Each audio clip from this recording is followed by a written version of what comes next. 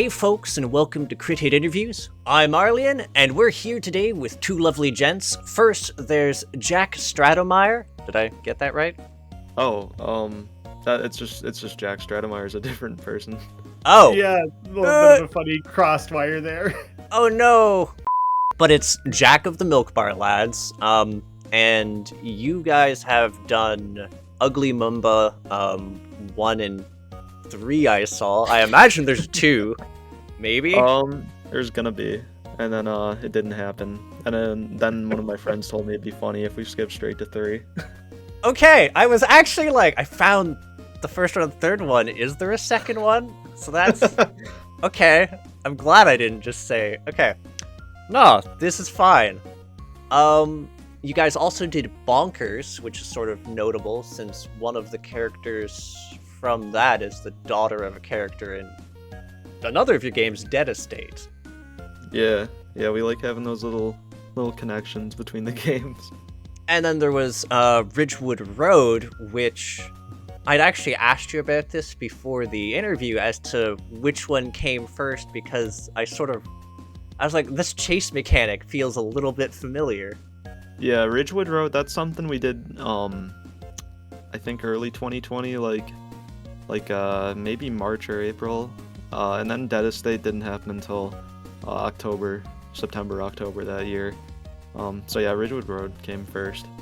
It's funny, basically the exact same day you asked that in the interview, I was kind of like, oh, I don't even know the answer to that. And I went looking it up, and someone in like the Dead Estate subreddit had asked the same thing like one day prior to you. Apparently this is a thing people have picked up on collectively. I mean, it makes sense. There's definitely sort of that DNA there. A little bit different, I think, as far as how the speed mechanic works for, like, the Pursuer, but... Right, but before we get off tangent, I also need to introduce you, Graeme of Two Left Thumbs, who's, like, a much larger YouTuber than me, who's also gone from being, like, variety content to being an indie game publisher, which is a whole trip in and of itself. A little bit of a strange, I don't know, natural progression maybe. It's surprising to me that more people haven't attempted to make that jump, but I don't know, it felt like a very clear, like, lateral move for me. Which, actually, you know, I sort of want to touch on that, because, like, normally we kick off these by trying to get to know the people behind the games and everything, and I think this is the first time I've actually also had a publisher in here, but given you'd mentioned you'd been a small bit of the process for things too, I figured I ought to pick your brains. So, would you care to tell me a bit about yourself and how you got into this? It was, so I started my first YouTube channel like 7 years ago, something like that. I was doing Let's Plays. The first time I ever got any sort of viewership was in like small indie games and even old Flash games. And so I started leaning more and more heavily into that, always looking for like the cool new indies. And I think the deeper into that you get, the more kind of aware you become of like that circle. Because like, I don't know, the indie dev space feels so large, but at the same time, it's so small. Like there's so many little connections. You start getting to know people, have these different contacts. And basically as soon as I had any success whatsoever, I kind of gambled some of it, because like probably I should have put it in the bank for a rainy day, but immediately I started looking for like, okay, well, what's a project I can get involved in? Who's someone who looks like they could use a little something to like help take it to the next level now that I have a familiarity with game distribution and marketing to some extent, and like all of that. I kind of felt like I had at least a small understanding of all of it, and I kind of wanted to just jump in. I think I had done kind of a cold call with like 2 or 3 different devs, Jack being one of them, and I don't know, within like a day of that first message of like, hey, I want to help out your game, let's like bring it to Steam, are you interested? And he basically said yep. I also kind of like grew up on Newgrounds, so I kind of assumed there was a little bit of like a camaraderie there that maybe a trust or whatever that I had the game's best interest at heart. And so yeah, it just kind of was something that slowly built, but then the leap from YouTube to publishing was kind of instant. It was slow and then it was a cliff. That's so. Just to follow through on that, when I originally asked you said you wanted to embrace the game more as a player and be generally hands-off as a publisher for the product. Would you care to like elaborate further on that? Yeah, there's a layer of formality. Like there's a signed, publishing agreement between me, Jack, and the Milkbar Lads. But I tried to do as much as I could to remove the many stipulations that most publishing agreements have. Like, I have no rights to the IP. Those guys retain that forever. I can't, go and try and sell a TV show or anything. I have, no final say in what makes it into the game or anything. I'm here to support the game and hopefully help it, get in front of people. But I wanted to get involved with the game because I loved the version of it they had shared on Newgrounds, and by attempting to insert myself in the game, I think the only thing that could have come from that is me harming the DNA of it. This game was fun and enjoyable because of what these guys had done on their own. Forcing myself into that was gonna do nothing but harm their vision. And so I basically have distanced myself from it and tried to embrace the game as a player first, doing my own Let's Plays on it sort of thing, and discovering things alongside the casual player, which is gonna sound strange to people that I'm as involved in the product as I am, but simultaneously unfamiliar with the depths of it. So I have your half on this now. Jack, on your end, how did you get into game development? How did you get here? I'd sort of like to know a bit more about you on that front and in general. Okay, this is a long story. I actually have notes written here. Yeah, so when I was maybe 8 or 9 years old, my brother showed me a website called the Spriters Resource, I think it was called. I think it's still up actually, but it just has all these rips of video game sprites on it from mostly NES and SNES games. And when I was that young, I was really into old games like that, like Mega Man especially. That was a big one.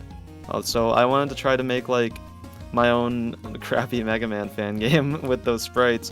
So I downloaded a bunch of the sprites off that website, and I googled how do I make a game, how to make games, and the first thing to pop up was a download for Game Maker Studio, or maybe it was Game Maker 8, it doesn't matter. But I downloaded that, and it was super intimidating because I didn't know how to program because I was a little 9-year-old. So I got as far as finding the project templates in Game Maker, where it's a pre-made project, and I would load Mega Man sprites into that, and I would say, there it is, that's my game, I made that. And then once it came to learning to program, I was this is stupid, who knows how to program, and I gave up when I was 9. And then probably 3 years later, I was 12. And I decided I would pick it back up because I really, really wanted to try to make an actual game, not just loading sprites into somebody else's project. I started looking at YouTube tutorials because that was becoming a big thing. And yeah, from there I just learned Game Maker, and that's what I've stuck with since then. And I've met a lot of people who helped me along the way with stuff I'm not so good at, like art and music. All I can really do is program and do a little pixel art. I wouldn't be able to make Dead Estate without the help of the full team that worked on it. So yeah, that's my story pretty much. How did you meet the other Milkbar Lads?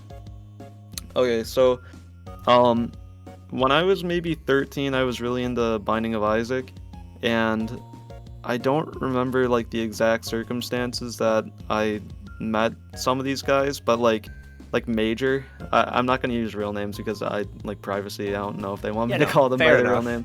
But yeah, Major is one of the first people I became friends with online. Like I said, when I was like 13. And I've just known him ever since then, just because like we were both into Binding of Isaac, and he was one of the first people I reached out to when I started making games because he was a super talented musician, and he helped me. Well, yeah, he helped me with like jam games and stuff like that when I was just starting out, all the way back when I was like 13 or 14 years old. So yeah, he's been with me for like 7 years now, like.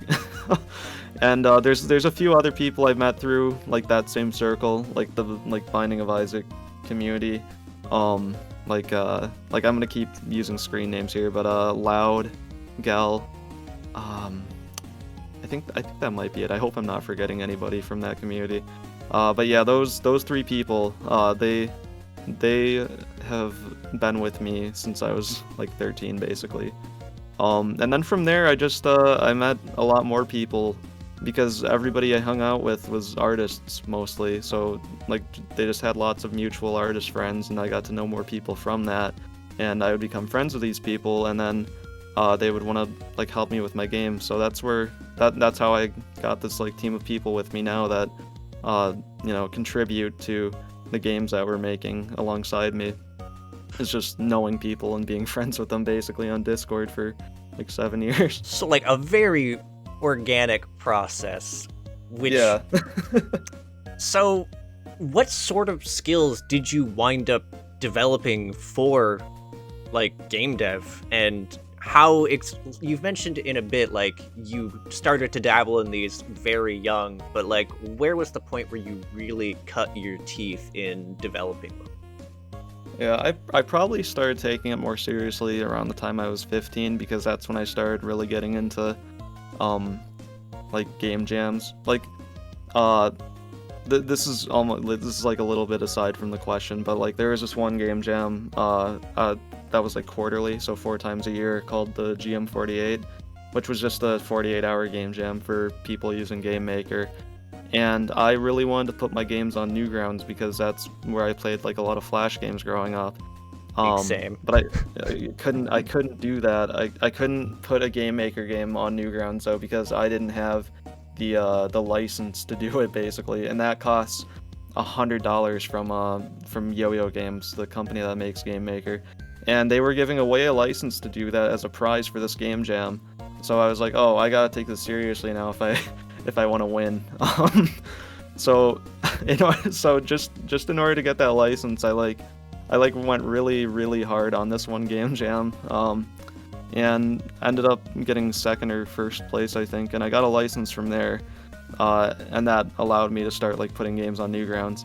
But yeah, that was like the first like really kind of like big teaching experience I had with game development, I guess. Like before that, I was kind of just messing around, and I still do mess around a lot. Like not everything I do with game development is super serious, but that's the first time I realized like if I really put my mind to something, like I can make something actually good. Like not just like joke garbage projects.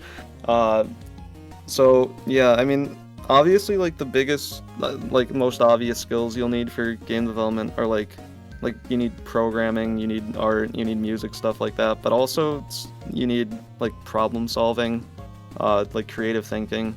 And that's just stuff that kind of you just learn like as you do it. Like I guess there's really no way to pick it up other than practicing it. And it's not just like I mean, some people are born better, like some people have like better drawing skills just from birth. Some people are just like that, but really they're skills that anyone can pick up just by practicing a lot. And that's pretty much what I did, was just I went at it for the last 7 years. And I picked up like, problem solving skills are a big part of it. That's one of the things I learned from game development. And yeah, that's just how I got where I am now. Like that's the best thing you can do, is just practice and keep going at it until you think you're able to make something good, really. So yeah, problem solving, and also just be determined and don't give up. that whole 100% effort. So, this is more of a tangent, but it's a thing I've been wondering since it sort of dawned on me, and so, what's the origin of the name Milkbar Lads? Because, like, I've seen A Clockwork Orange, and that's all I can think of is the boys gathered around to have a little bit of the old mescaline milk. I think someone else before made that like exact same connection. And the truth is, I took it from a YouTube video I saw when I was like 15, I think. I can't find it anymore. I went on a big search for it, and I think it got deleted by the person who uploaded it. But it was this teenager who had like a really high voice reviewing an album, and at the very start of the video he said shout out to the Milkbar Lads, and I was like, that's a really good name. I was like, I wonder who the Milkbar Lads are, and I googled them. I googled the Milkbar Lads and I couldn't find anything, so I was like, I guess it's free for the taking, because I was 15. I was 15. Advertising. I was 15 and I didn't have any morals. I mean, it's sort of clever. It came around to bite me, because I ended up meeting somebody who I showed my games, and they were like, how do you know the Milkbar Lads? And I was like, huh? And he was like, the Milkbar Lads is the name of my brother's friend group. And I was like, wait, what? And I showed him the video that I got the name from, and he was like, yeah, that guy is friends with my brother. So it ended up coming back around, kind of, but there was no problem with it. That's some crazy small world stuff. Yeah, no, like, you back saw around. this video on YouTube of all things, so like your chance of ever. Wow. Yeah, I was a bit starstruck when I found out.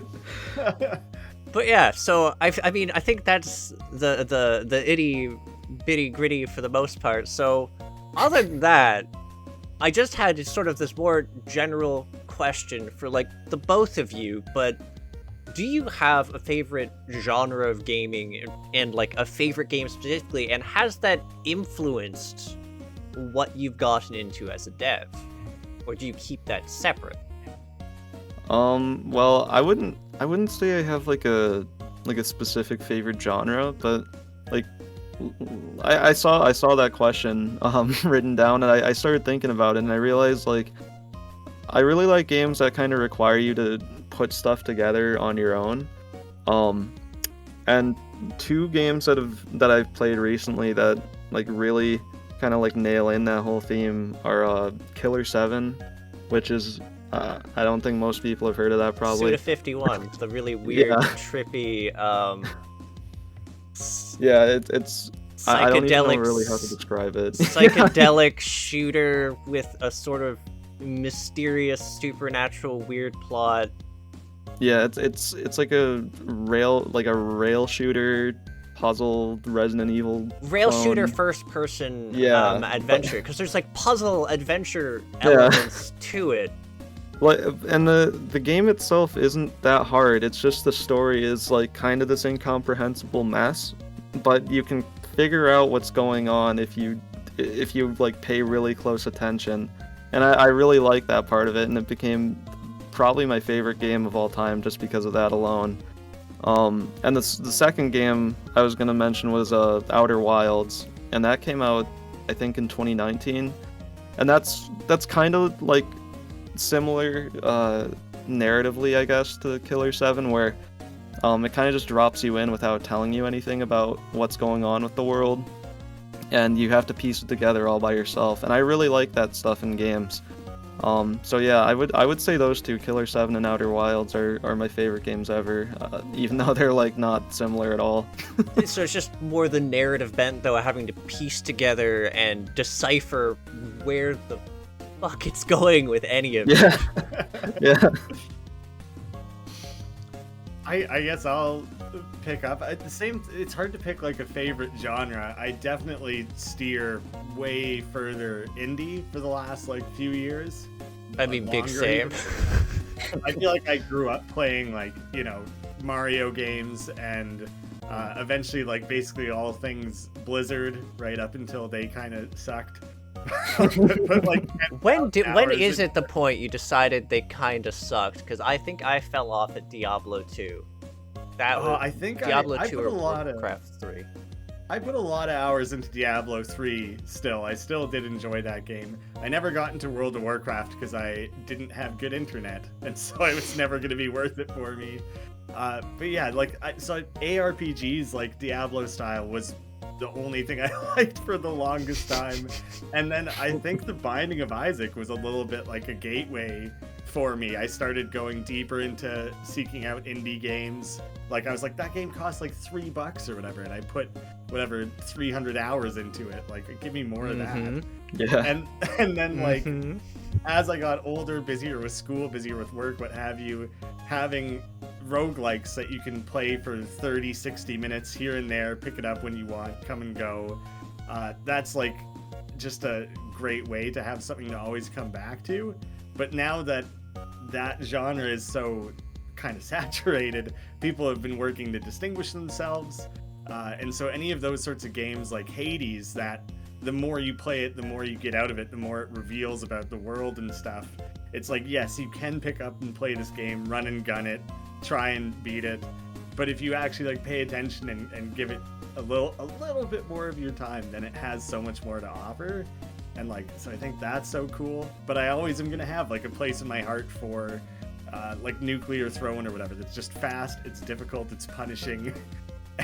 And like, obviously, so like with that being really strongly the games I've been loving and playing for years now, instantly with Dead Estate, I was like, yes, okay, I get it. These guys are like splitting a difference a little bit here. There's the fast punishing nature of like Nuclear Throne, but there's clearly like the Isaac influences, and there's like a little bit more to this game if you give it that. So like right away, so quickly, I was like, yes, I get this game, and it's the exact thing I want to be playing.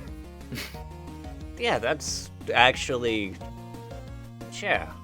Though, actually, on the subject of Dead Estate, and we've already touched on this a bit, there's sort of references built into the framework of Dead Estate for your prior games. I was sort of curious if it was meant to, like, imply an actual overarching shared universe, or if it was meant to just be a playful reference.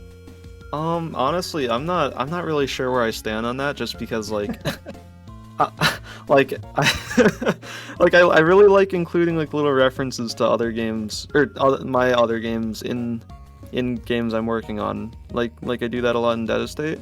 And some of them are just like just purely references, but then there are some things where I'll like write out like like complex lore for them, like so there is kind of like a hint of being in the same universe. Like one big thing is that Mumba is playable in Dead Estate. And I couldn't figure out a way to actually communicate this in game, but like I had this whole kind of story like explaining why he's in the mansion in the first place, and I just couldn't figure out how to work it into the game and have it seem natural. But I did like I did actually like have like a whole story set up. And I actually did the same thing for almost every other character. I tried to make up reasons for them to be in the game. Like, they're not just there. There's a reason for them to be there. I just couldn't figure out how to actually like communicate it, like I said. I figured some of them... I was just gonna clarify on that. I figured like some of them were sort of apparent, like the Lydia's there as a real estate agent. She's checking out the house. Fuji in the gallery references to she's dating Cordelia, so her presence there makes sense. That was correct, yeah. Right? Yeah. You're so far so good. The detective's there because he's a detective, and there's all sorts of weird shit happening around that. So this is basically Ridgewood Road, but with a lot more zombies and murder. Yeah. I'm Digby. Was he actually Jeff's son, or is he just a Boy Scout out in the woods? That's actually something we kind of like disagreed on during development, like in the group, was I wanted Digby to like be Jeff's son, but I don't think anyone else was on board with that really. But the story reason that he's in the mansion that I didn't get to explain in the game was like he's supposed to be like the little lab assistant for the the dad character. Not Jeff, like the scientist dad that we don't have a name for. Yeah, he's supposed to be like a little lab assistant, and Dr. he got Dad. stuck in the mansion. Yeah, Dr. Dad. That's what his name will be from now on. Yeah, he's like Dr. Dad's little lab assistant that gets trapped in the mansion when everything goes wrong. So that's why he's there, and Mumba's there for kind of a similar reason. Was he the lab experiment? Yeah. I had a hunch because he's like in the vat when you find him, but I like wasn't sure because I just... that's probably the closest I got to actually explaining why a character's in the mansion. Besides like the intro with Jeff and Jules getting in a accident. It's a hidden run that didn't take. Yeah. I mean, they did the run part. It's warranted. It's warranted. But yeah, actually, since we've sort of dealt with, on that front, since we've now started talking about it, do you have any plans for trying to incorporate a more fleshed out way of introducing their reasons or story on that front, or? We were thinking about like putting in cutscenes, like little tiny cutscenes, after you complete a run where you unlock a character, where like it kind of gives a little bit of lore behind that character. That's like the best solution we could come up with to kind of address that character's narrative. It's just that we didn't have time to put it in before release because that would require a lot of animation work. So, I mean, maybe in a future update that's something we'll put in, but I don't know. That's really our only idea right now, and maybe we'll do it. It's just that the only reason I'm kind of against doing it right now is because so many people have already played the game and unlocked the characters that they wouldn't be able to see the cutscenes because they already unlocked the character before the cutscenes were put in the game. Would it, on like a programming front, would it be possible for it to like have the cutscenes also in the gallery and for it to check the variable for like unlocking the ending? Yeah, that's something we could do. I really do want to do the cutscenes. It's just it would require a lot of work. Yeah, no, fair, very, very fair. Which though, so we've talked a lot about the game sort of in a roundabout way. Would you care to just describe Dead Estate if you were just going to elevator pitch it to someone who hadn't dived in? This is going to be over top some footage, but Alright, so here I go. Nuclear Throne style roguelike with Resident Evil themes. You're trapped in a big mansion, you have to fight your way through hordes of zombies and horrible monsters and get to the end, and there's also a attractive witch. She provides two very good reasons to play. It's crucial that she makes it into the elevator pitch. You can't. I was running out of things to say. I'm Just So don't look her shop art updates every floor, and she's very important to the other route of the game. Those are the two reasons. I swear. Yeah. There are so many meme reviews that are just like Big Witch Booba 10 stars or whatever, and it's like it's funny. I appreciate that people like leave a positive review, but I love seeing the reviews where people are like, I bought this because of the witch, and then I put 30 hours into it, 100% of it. Great. Yeah. Those are my favorite kinds of reviews. So, yeah, now that we've got the elevator pitch, how did the current iteration of it come to be? Because it, for that matter, how did the Newgrounds version come to be? All right, so Newgrounds, the Newgrounds version of the game started back in late August 2020. I was getting close to the end of like my last summer break before my first semester of college, and I really wanted to do a game jam before college started. So I drafted this like kind of little game design document for an isometric roguelike where you play Now this is where it gets different, where you play as an alien who goes into the Egyptian pyramids in search of a lunchbox that he left there when he built the pyramids. because like the whole like conspiracy theory that the pyramids were built by aliens. And I really wanted to do that game, but nobody had any time to work on it before my semester started, so I kind of just like shoved it off to the side. And then after my semester started, I realized like, oh, I don't actually have that much work to do because all my classes are online because there was like a pandemic.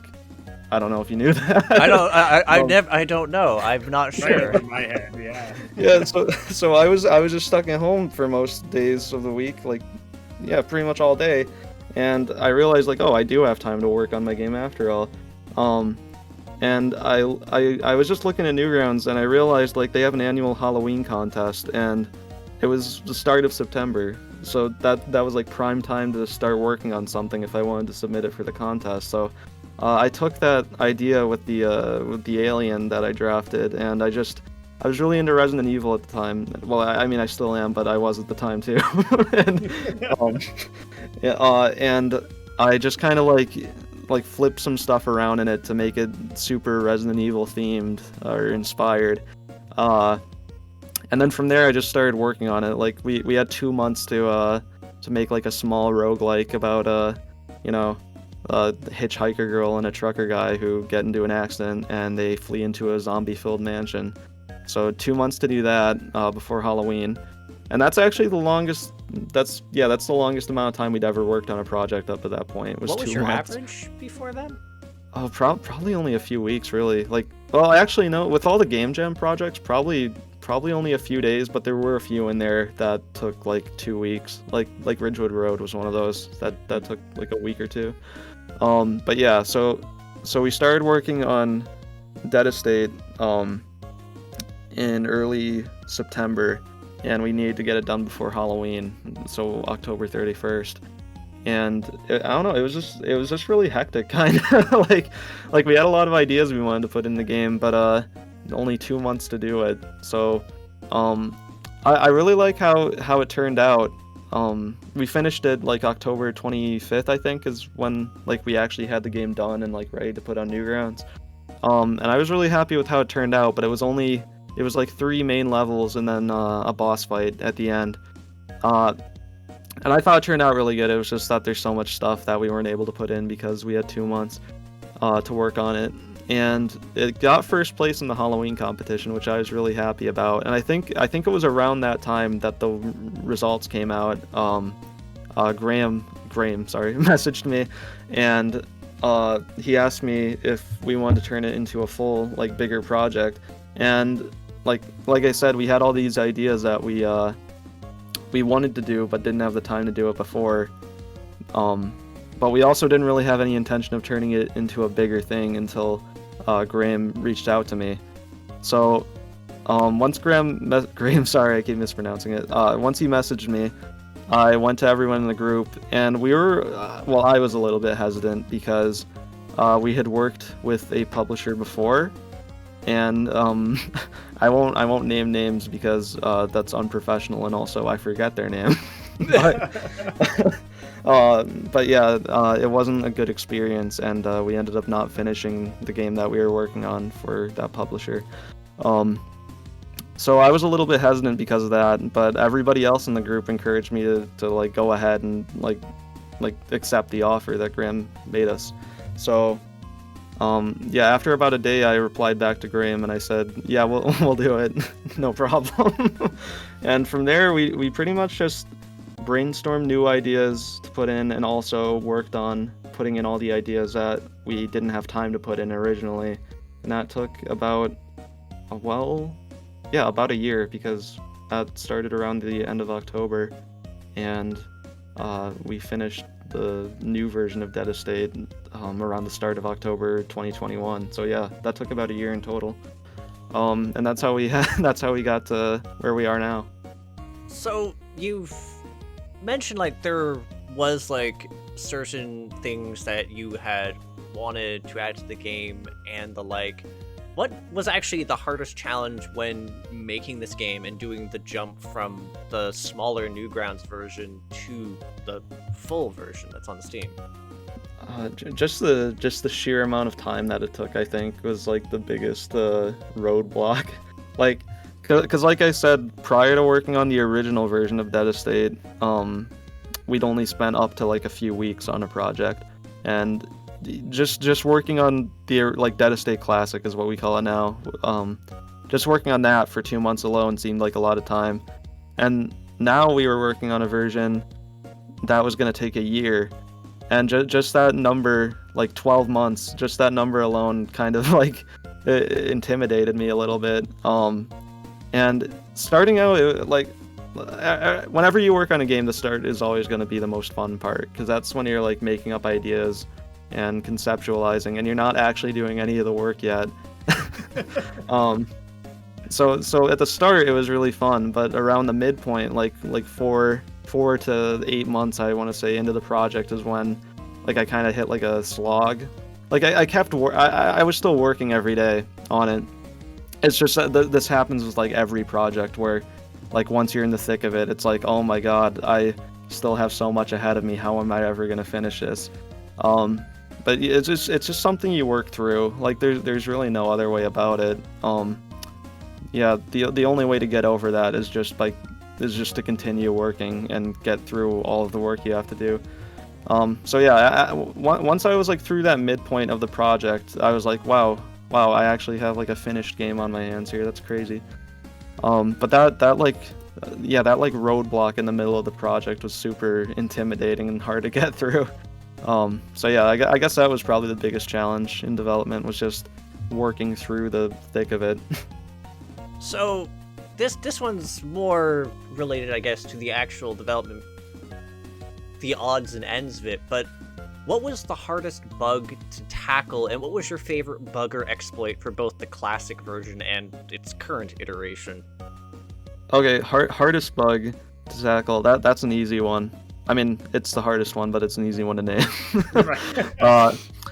That would be the save deleting bug that Oof. I think I've worked out. But every single time I think I have a solution to this bug, it seems to spring back up again. But so far I haven't heard anything about it since the last patch, so maybe it's gone for good this time. it was no reports of that one in a while now, so fingers crossed. It was just a bug that, I mean, like I said, like it just deletes your whole save file. Like, and I have no idea, or I had no idea what the cause was. I think I figured out what it was. I'm not going to go into detail because it's really complicated and lame. But yeah, that one was hard to work through. That took me months to figure out, and even then, I still put a workaround to it just in case. Like, just in case somebody encounters it again, I made it so you can rebuild your save file from your Steam achievements. But I haven't heard about anyone having to use that yet. So, I mean, hopefully it's gone. That's I think I super cool, fixed it. Just me being uncertain about it right now should indicate how hard this bug was to fix. I have to imagine part of that was difficult too, because the game launched without like save mechanics or anything. I guess the larger progression though, it's like your full progress getting lost, like everything, as if you had never played the game. It's not just like your mid-run save gets lost. Like, this bug was wiping out people's full progress.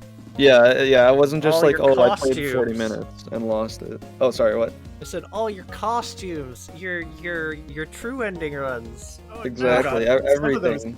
Some of those costumes are challenging to unlock too. I have them all. I actually Oh my God. got them all today. Yeah, no, that was what I was doing before this, was making my last notes on a review. I'm working on this game, and I was just like, well, I'm going to do one last run just to touch up on my thoughts, and...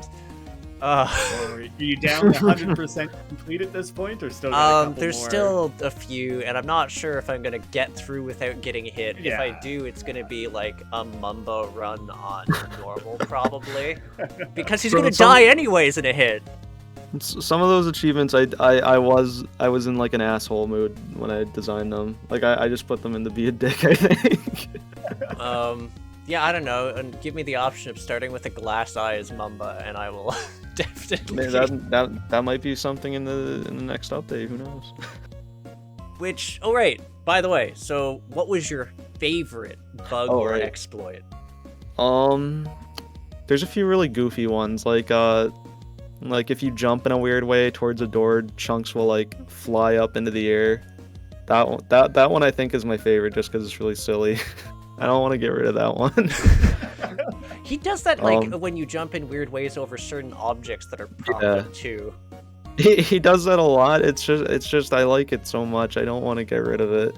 And also I don't really know how to get rid of it, but I don't want to anyway. I mean, it's fine. It just means you have to be careful about where you lead to, or you just have an airborne giant rat boy ominously saying cheese. And also, it's not really this isn't really a bug, but just like once you loop a lot, and you gain a lot of like items that affect your speed, Chunks will like speed up himself to compensate for that. So sometimes you'll get Chunks moving at like 1,000 miles a second across your screen, and I know that's objectively unfair, but I do think it's really funny.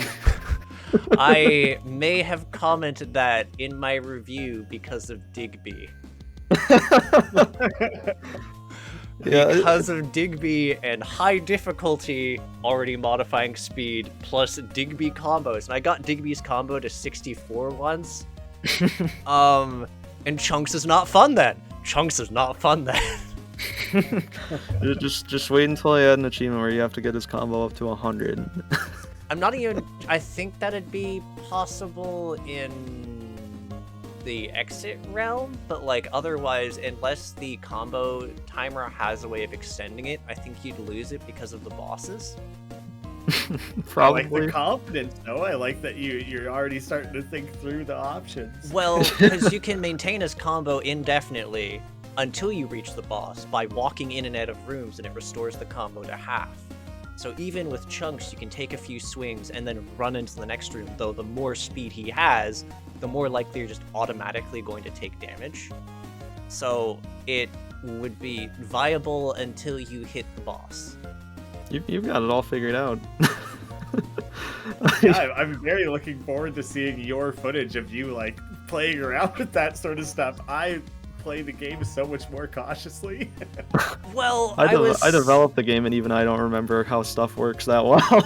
I was doing like a Digby true ending run, and to get there you have to get like sort of swole to start with. Yeah. So I just got sort of stupid as him with stacking, and then he got to a point where he's just killing things like within a second flat, and once that happens, you're just like zipping through each and every room, and as you like zip forward, you just collect more and more enemies, so it's just heartbreaking when you reach the boss room and it just drains. Yeah. That's like one complaint I've heard like a few times, is that it's too easy to get a broken run, but that's like the fun of it for me, is breaking the game. Yeah, no. I'm definitely there. I mean, I think there's a bit of tactics towards getting a broken run, and it definitely feels like almost needed for like the higher difficulties. Oh yeah, definitely. I feel like putting in hundreds of hours into Binding of Isaac, 1 in 10 runs or 20 runs or whatever, you get something super broken and you beat it in like 9 minutes, and you're like, yeah, that was satisfying. I loved that. Yeah, like, that's kind of the fun of it. that. Like, yeah, so the fact that the game feels breakable more frequently is like, well, those are satisfying. And I got my first Deadeye Yeah. clear today. That was my final true ending. And that was Jules with the Deadeye. And the thing that gives you more damage the more money you have, but it ticks your money down. Yeah. But I also had a Chisis coin and the Unreliable Angel. I didn't get hit once I grabbed the Deadeye because it was just straight to the true final boss. But like, you are shooting so fast, and I was hitting for like every pellet was 100 damage at Deadeye speeds. Yeah, no, it was good. I remind me, and I'll just send you a link to the footage because it's a very fast fight. I've seen some incredible broken final boss kills. I think my favorite like exploits or bugs are the things that like literally anything that people find the first day after a patch, because like we have this running list consolidating people's bug reports and things and try to like prioritize them and decide what needs to be added, fixed, ironed Oh, out like of the game golden so- worm thing? Yeah, and then, so you're like, oh shit, the last patch that we rolled out stopped golden worms from spawning properly. Yeah. So we're like, okay, we need to fix that. And then you upload this patch, and then whatever it is, 2 hours later, someone's like, oh, well, I found out that if you just go back and forth between these two rooms, it'll spawn 30 leeches, and if you farm them, you'll get 30 golden leeches. Eventually. And Yeah, then I'd we're like, never seen a golden worm, so I didn't even know they were a thing until this recent patch. They were, and then they weren't, and now they're back. But you used to only be able to swap your weapon, I think, with tab or something, right? And then people were like, well, just add it to the mouse wheel. That'll be much easier. Oh, Like, that one was cool. fun. Yeah, Yeah. we'll throw that in the next patch, easy fix. And so you don't even, like, you're not thinking through this, whatever 5, 10, a dozen people test it, and you're like, yep, it works. You can switch with the mouse wheel, great. Within an hour or whatever, someone found out that if you just continually scroll the mouse wheel, it cheeses the reload time on both weapons. What? So you can just infinitely shoot ammo at rapid and so like that guy who speedruns games on YouTube did like a full speedrun of the game exploiting that, where he just yeah, it was amazing to see. It's so funny. And that's the thing, is like when something like that happens and somebody does like a speed run or something with that, like they take advantage of that, that makes me want to not fix it, because I don't want to like ruin like something The like magic. people's speed runs. Yeah. Put I an mean- asterisk next to their thing that was like, yeah, but they were playing 1.12 where it had the blah, blah, blah. Yeah, it's I'm pretty sure I did like compromise on that eventually. I don't remember every patch I make, but I'm pretty sure I did something to to like address that. But I don't know. I just feel bad like taking out something people think is fun, even if it is Mouse wheel broken. one. It's funny because like when that one came up, then people started flying through achievements because the game is suddenly easier because you can shoot so fast with 0 power-ups. And then like I don't know, but that's now that we've made it available, they suddenly feel like there's no other way to play the game. But it's like you're taking the challenge away from yourself. Like it's your choice to Yeah, it's self-imposed. yeah. Yeah. Which, by the way, so what was your, since you've tackled this as a player, what's your favorite exploit, Graham? Oh, just like literally, I am bad at finding those sorts of things. Like I would have to have 10 times more time in the game than I do to really start getting into the minutia to like find an exploit. And so basically the only ones I know are the ones that people end up reporting as bugs. And then I'm face palming being like, I could have been doing that. I could have made this so much easier on myself.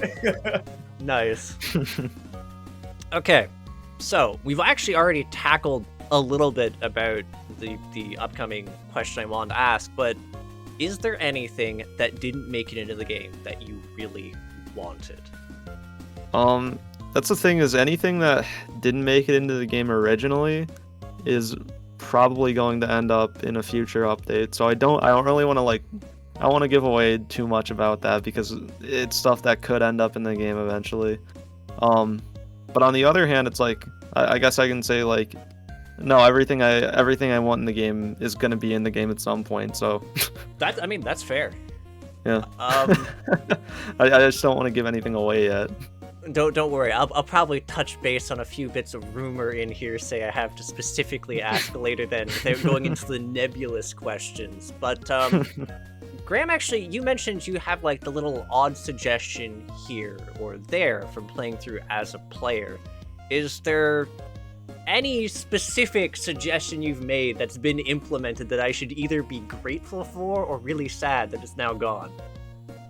I think the biggest one came through me, but was not my idea, because the game was a week away from releasing, something like that, and I was like, all right, I'm going to send around a few keys to people I know in like the YouTube space who I know like roguelikes, get their opinion on it. They're going to have a lot of experience in this genre, and they'll pick some things out really quickly that other people might not have thought of, sort of thing. And the number one I can think of was sending it to the Turtle Melon, and he instantly, so quickly, he was like, why can I only carry one gun?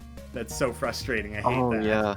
And he was like, can you guys make it so that no matter what, you have your base gun, and so you can choose to conserve ammo and like swap back and forth and have the option. Wasn't initially a thing? Originally, in the original like Newgrounds version of the game, what happens is if you pick up a gun, it replaces your default gun, but if you run out of ammo on it, you just switch back to your default gun automatically. And there was no way to switch between the two.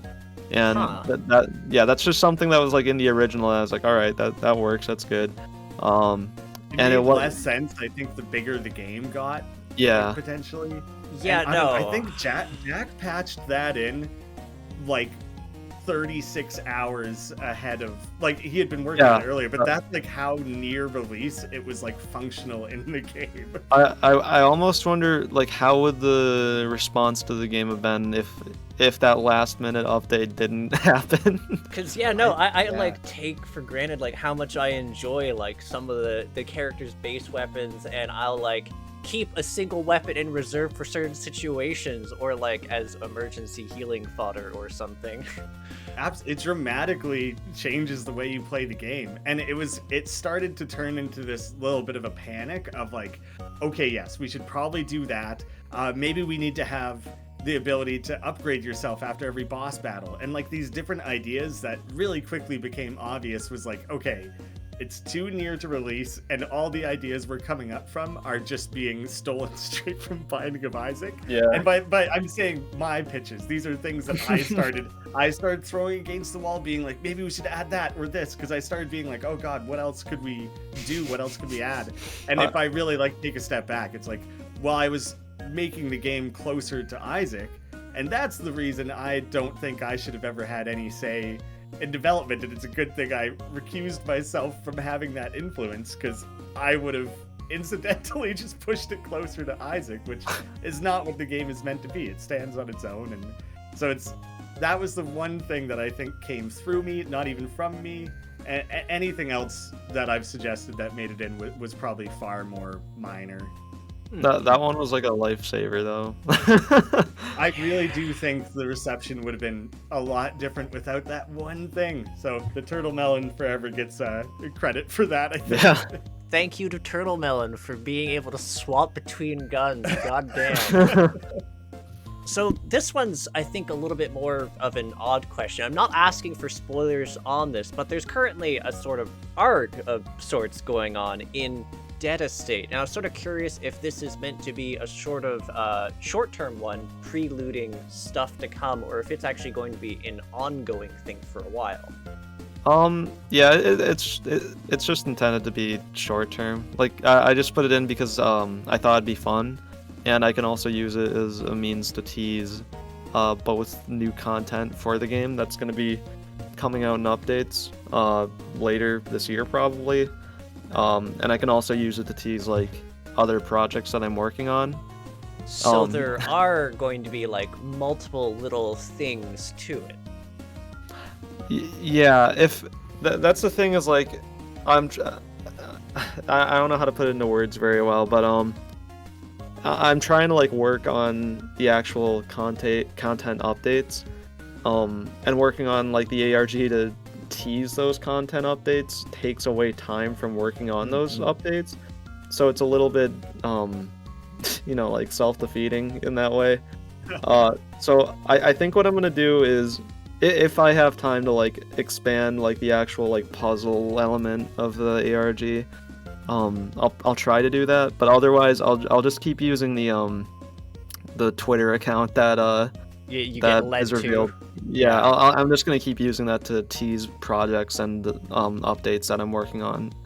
But if I have like extra time or something, I'll probably like continue adding on to like the whole puzzle element of the thing, just because I think it's fun.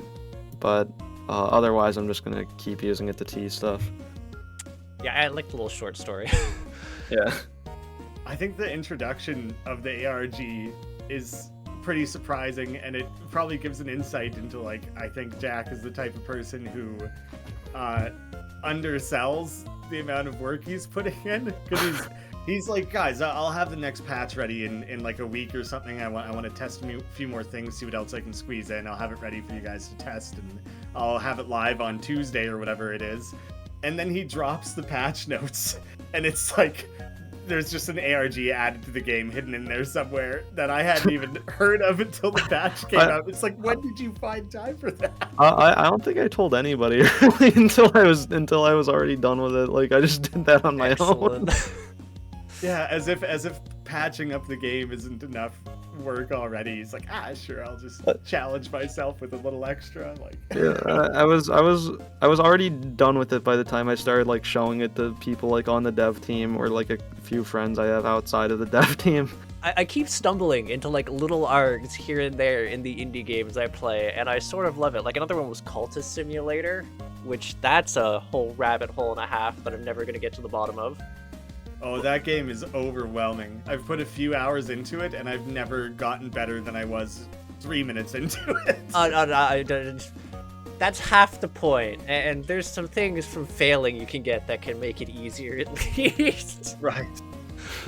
Which the game expects you to fail miserably. It's, I think less overwhelming now, but, yeah. Tangent. I have questions that are now relevant. Such as, so there's talks of updates and stuff. I was sort of curious because the true ending has a question mark at its finale, so I just wanted to know if you were intending on further fleshing out the end game, or if that was meant more as like sequel bait, or... That question mark is actually something I just added in the last patch, because like we've pretty much started working on a new content update, and that's all it's meant to tease really is new updates. And I don't know, maybe we'll do a sequel someday. I mean, I don't want to just like say, oh, we're doing a sequel. I'm announcing it right here. But like we've talked about it, like me and a few people on the team have talked about it before. And the only thing is, like, I feel like we would struggle to come up with ideas for a sequel, just because we're kind of putting everything into this game. Which is fair. Yeah, I feel like if we can't think of anything like good or cool to do with a sequel, we might as well just keep updating the base game, and that's what we're doing. Like, I'm happy to just keep doing that, really. If we do a sequel, I would probably want it to be something completely different, just because I think that'd be cool. Yeah, I was just more or less curious if like the end thing meant like, is this alluding that there's more to the ending of the game than we've seen, or so? Well, I mean, I meant for it to tie into like the ARG stuff, so I guess in a way it does kind of mean that. But also I just wanted to kind of like get people excited for new updates that we're working on right now. Which I heard something because of someone, Graham, Me? about a new game mode. Would you care to go into detail on that, even loose detail? I actually don't know if I can talk about any of that right now, just because that's actually something like I haven't even started programming yet. So and it's questionable whether game mode is even the appropriate definition for it. Like, modifier? I think it's best to just keep it under wraps for now. All right. In which case, I'll shoot you an easier question. So, new costumes. That was something that was mentioned. I'm just going to drag you for everything you mentioned, Graham. I'm sorry. Hey, the costumes have been teased in some of the patch notes. That one's coming from a larger, separate source to me. So, is that going to entail like more achievement-related shenanigans, or are they going to be unlocked in a different way? And is it going to be one per character? How's that going to work? Right now, we're planning on one new costume per character, at least in this update that we're planning right now. And they are going to be tied to achievements, just like the original costumes, but I want these achievements to be connected to the new content that's going to be added in the new update. So I guess in a way, like, you're gonna have to do some different stuff to unlock these costumes, but they're still gonna be tied to new achievements. And I think I might be wrong. I don't want to like say for certain, but I'm pretty sure all like the artwork for the new costumes is pretty much close to being finished right now. I think. I'm not certain.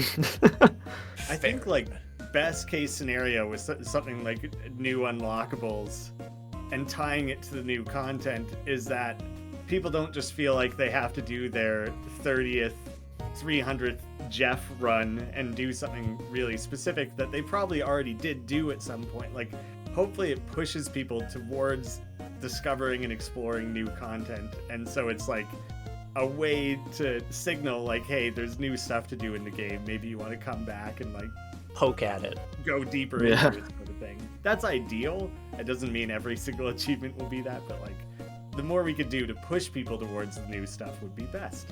Especially for the 100%ers. Like, I think only 1% of people have 100% in the game. I was just looking at that, yeah. I mean, I wouldn't be surprised because of like the hitless run, and I mean the 20-minute run's probably not too bad if you just zip through as like Fuji or Moomba. Probably just do it as Fuji. Yeah, those players have given the game like a lot of their time. It would be awesome to feel like we're giving back in a way and giving them something new and fresh to do. So, other thing here though, and I'm not sure if this is something you can talk about or not, but given how distinct they wind up influencing the way the game plays, are there any other characters in the pipeline? We are planning on at least one new character. Is it the last boss? No, but that would actually be a good idea. Make notes. I don't wanna say anything about it because like this is hard to explain. It's possible people have already seen who they are. I mean, I'm just thinking like there's only a couple characters I've seen. I'm just thinking like alternate shopkeeper. No, Okay. It's not them. Chunks? That would also be cool. Actually, you know what? That's something I thought about before. Like, as a reward for 100%ing the game, you unlock the ability to play as Chunks, and you just kind of like tear through everything. The other thing I actually tried to do to see if it would unlock an item or something weird was I looped through a run with the antidote, and then intentionally met Chunks to see if it would just like stop him in the first stage. No, that's something like I knew would happen, but I just couldn't figure out like a natural way around that. I was just like, come on, give me Chunks item. I just want a Chunks item. Yeah, no, sorry, I'm a dumbass sometimes. That's it. That's my, yeah. No, But- you're good. Okay, so it's neither of those. I was gonna think Dad, but that'd be really weird because of the how. I'll tell you right now. I won't say who it is. Darn it. But- Okay. But none of those guesses are right. So I mean, that's fair. I'll take you at your word that you're not just screwing with me because you wouldn't tell me anyways. So even if I was right. no, I mean I probably wouldn't tell you even if you were right. But I'll give you the fact that none of those guesses were right. Okay. That's not me screwing with you. Perfect. Try to decipher that ARG. Yeah, no, just. So, I guess the other question I really have to ask, notably, is there going to be new bosses? Because the first 2 floors have like a very small boss pool, but after that, all of the bosses that you encounter are fixed. That's something we just haven't thought that much about yet, like putting more bosses on older floors. It's possible. In fact, I think one of the people on the team actually like proposed an idea for a new boss on one of the older floors. It's just yeah, we just haven't talked about it that much at all. So it's I'm not gonna say no, but Not I don't know, immediate thing. yeah, we just haven't like discussed it yet. It's And tough building up new content, because anything you put in becomes a trade-off of making the game wider or deeper. Like your time has to be put into one of those two things if you're adding to the game. And so like adding a new boss on the floor means maybe there's less end game content or less weapons or less items that'll make it. Like it's always going to be a trade-off, right? Yeah. Yeah, I think I'd rather focus on adding the new content first than like revisiting old floors and adding new stuff to those. Yeah, that's fair. I guess the last thing I really have to ask, unless you'd like to give clues as to the new stuff coming, is I noticed a number of people are excited for damn, this is a little bit of spoiler about the ARG, but I guess if you're already here, there's been all sorts, but for like a port of Dead Estate. But I was fundamentally curious to know if there was anything else planned on the localization front as well. I can potentially field that. It's something we definitely want. Like the more accessible you can make the game in that regard, the better. But because the game is still being added to, it becomes this like annoying challenge of you don't, even though the game is 100% like ready, that there's a reason it's not ever been considered early access. Like we consider it a complete game, but like things have still been updated, tweaked, descriptions altered, items added. And so if you go through the process of localizing the game and then 2 patches later completely change how something's worded, well now you have to relocalize that, and it becomes a logistic nightmare. And so it's something we would love to do. Logistic and fiscal. Yeah, absolutely. And so it kind of becomes a thing of like, maybe we want the game to feel further along or have more of these intended things added before going deep down that. Yeah, I think it's just best to wait to do that until the game is in the coffin and we don't plan on updating it anymore. Which, I guess, on that front, so is Dead Estate right now the crux of what you guys are focusing on, or do you have other projects you're slowly picking at? I would say right now it's about like a 50, 25, 25 split between Dead Estate and 2 other projects that I'm working on. And one of those 2 projects is it's like a little kind of like mock operating system that's gonna have like a cool twist on it, and that's something I've been working on for a few weeks now actually, and I like how it's coming along a lot. And the other is I don't want to talk about the other one yet just because it's still kind of in like the planning and concept stage, but I want to make a horror game that has kind of been referenced a little bit in the Dead Estate ARG. Wait, you're talking about maybe a sequel to a game I've already worked on or something, but yeah, it's something that's still like in the planning stage. Because the art's a reference to one of your other projects, right? So yeah, it's tied into a lot to one of the other projects I've made. I'm not going to spoil that then, but if that's a potential sequel to that one, that'd be interesting, because genre-wise, that'd be sort of adventure-y. Yeah, we're on the same page. Yeah. I'm not going to spoil that one, because go do the ARG, people. Yeah, I would really like to make another horror game just because I haven't done that in like 2 years. I actually really like the sound design for it because it was neat how it progressed alongside like what you were doing. Oh yeah, the music made for that game is really good, and like especially during like the chase sequences, it makes me want to like shit my pants or something.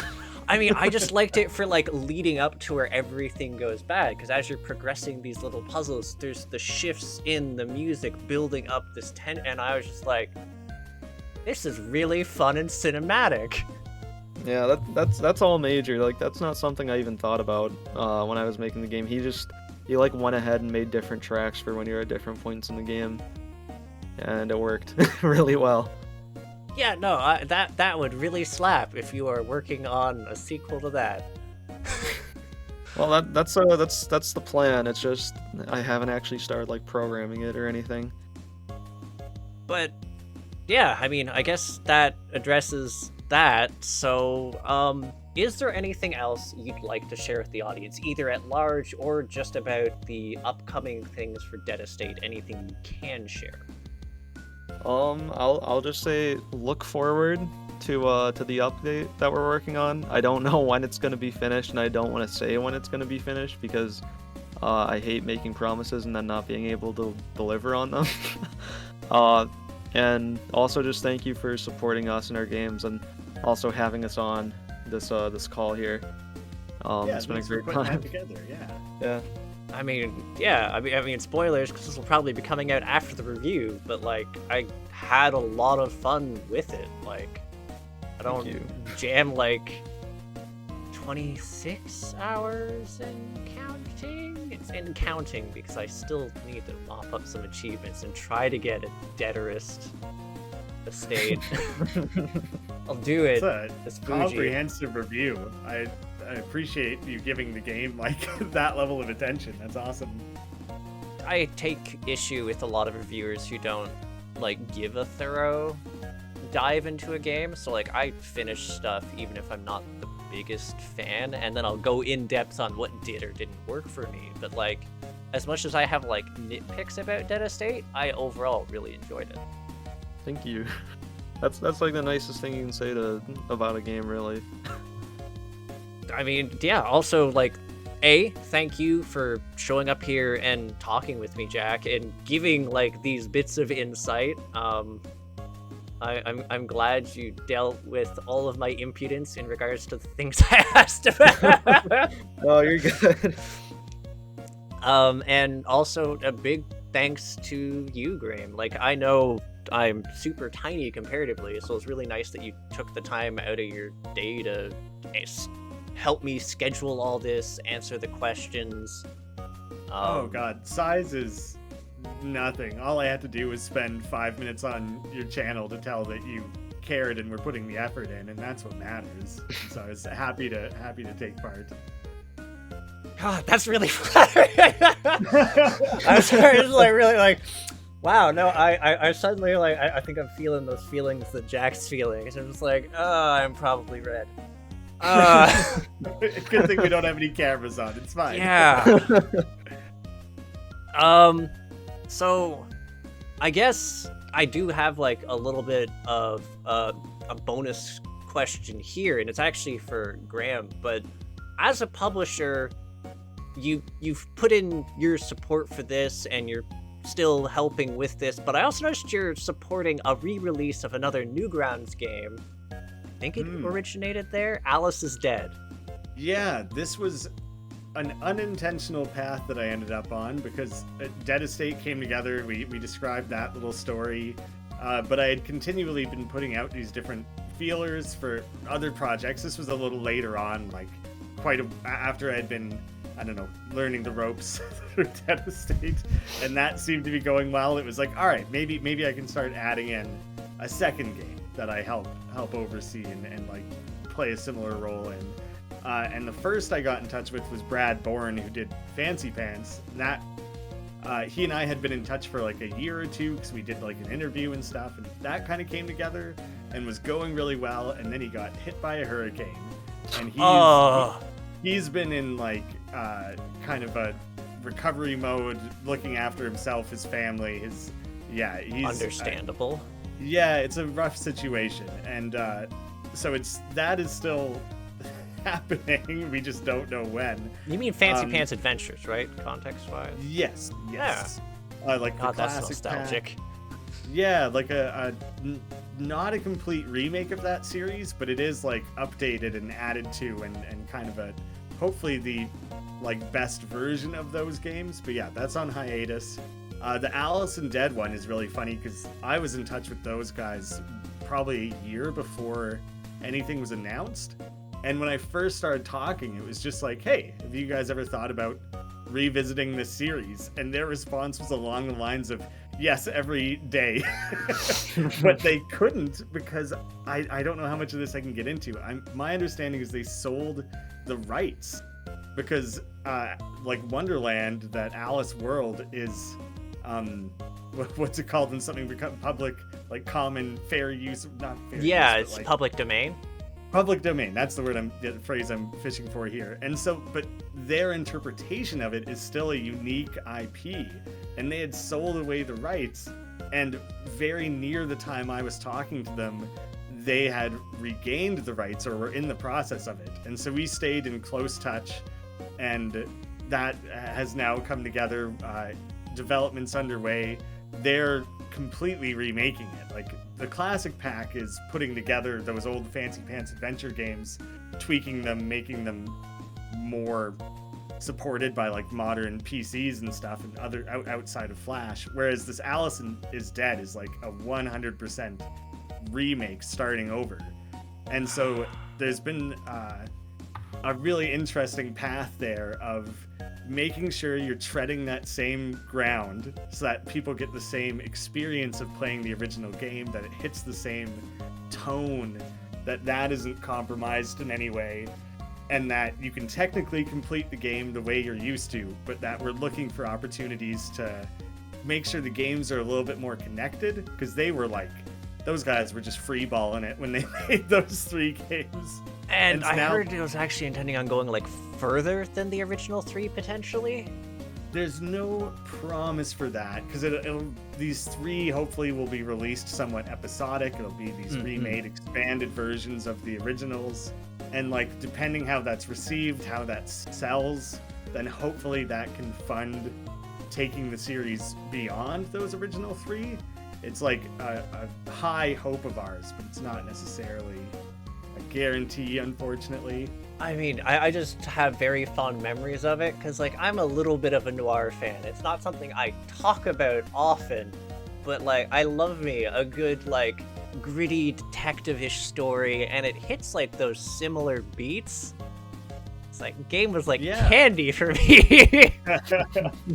Yeah, I think a lot of people have, like, crazy fond memories of that, and it's really exciting to be a part. And I kind of started setting this up, but then got on a tangent when I first started answering this question, that I very unintentionally have now become like a publisher for things that are very Flash and Newgrounds related. I've always had like a passion for that, and I didn't necessarily set out for that to be my focus in this publishing side of things, but now it's hard to imagine doing it any other way, because I kind of feel like I have an understanding of what made those games special, because I grew up playing them, and it's like such an honor for me to now be like working side by side with these people like Brad Bourne and Hyptosis and these people who made these games. And now, just whatever it was a month ago, I am now publishing Repellafella, which is being made by Phil JC, who made the Ray games. I want to say like 15 years ago. He made them when he was like 15.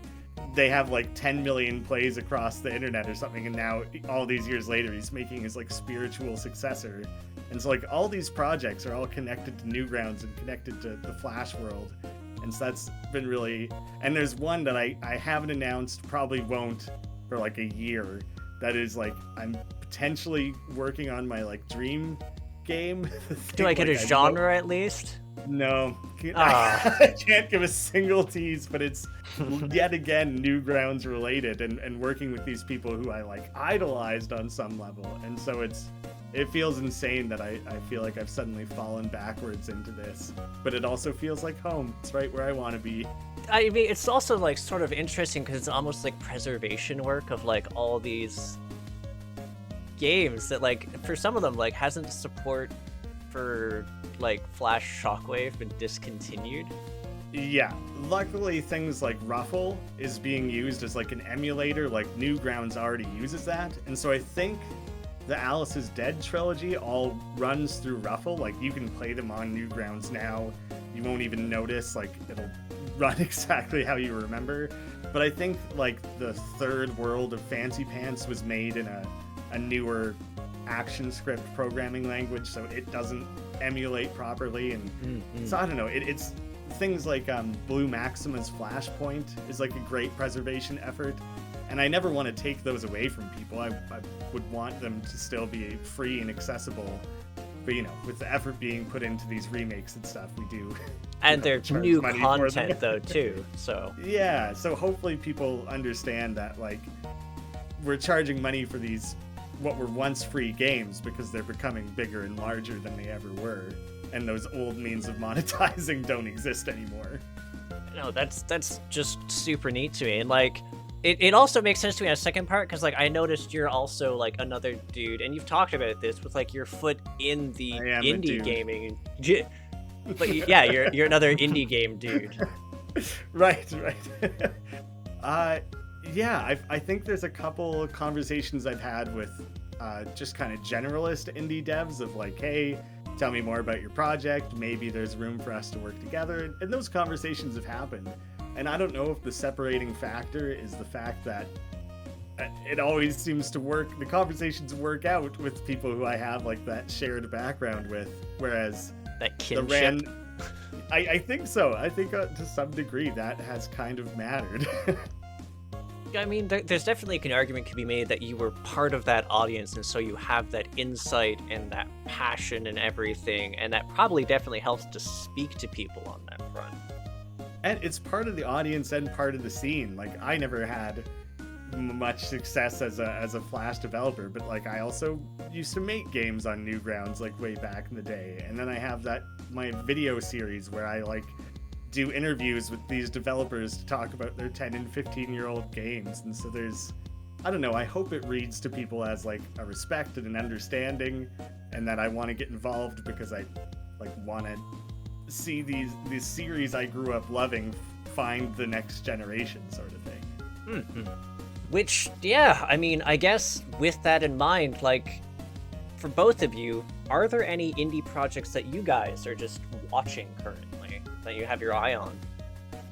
Pretty much at all times, especially with the YouTube stuff. I have been pretty busy trying to finish my school. Actually, I'm back in school, and so I've probably paid less attention to it now than I have in the past.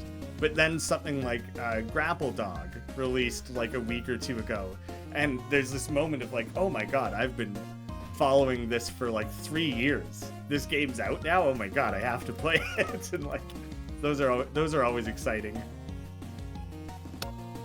For me, I don't have any like specific projects. Actually, I have one, but I do want to shout out like all the other Newgrounds game developers, whose work I pay a lot of attention to. I'm friends with most of them, so I hope I don't forget anyone here. Levi Ramirez, he's making a project called Shoot Trip Die, and that he just released a demo for it actually like a month ago ish, and it's looking really good. So that's on Steam too, but there's a demo on Newgrounds. And then there's Stepford. All of his stuff on Newgrounds is really awesome. And Tomb Dude, his work's really cool too. And Studio Nokoi. Those 4 people, all of them are on Newgrounds, and they all make really good stuff. So yeah, check all those people out. They make really good indie games. Yeah, and also check out Shoot Trip Die. Just me opening up Steam tabs in the background. Right. I think this has come up a couple times in the last like week or two for me in like various conversations, and I did like a text interview.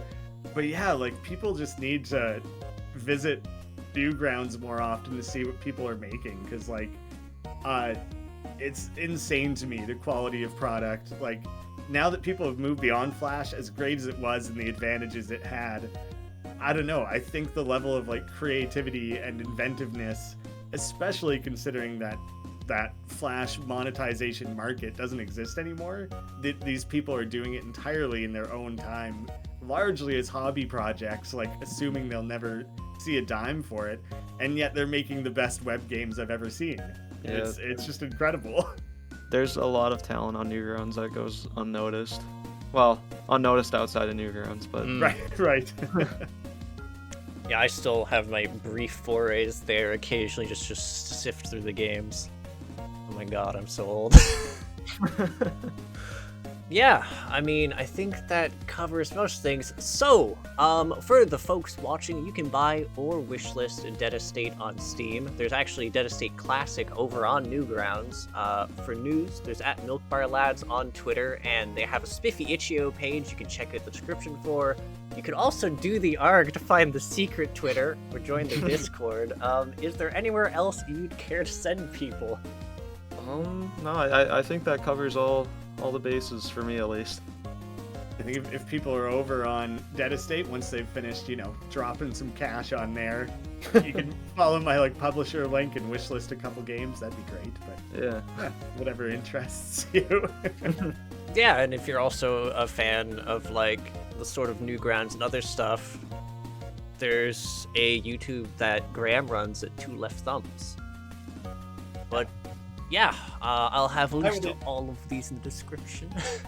I would encourage people just to broadly visit Newgrounds more, though. The front page is so well curated, and you could go there every single day, have something new to do, and just hours and hours and hours of stuff weekly to entertain yourself with. It's endless. Yeah, it's all hand-picked good stuff up there.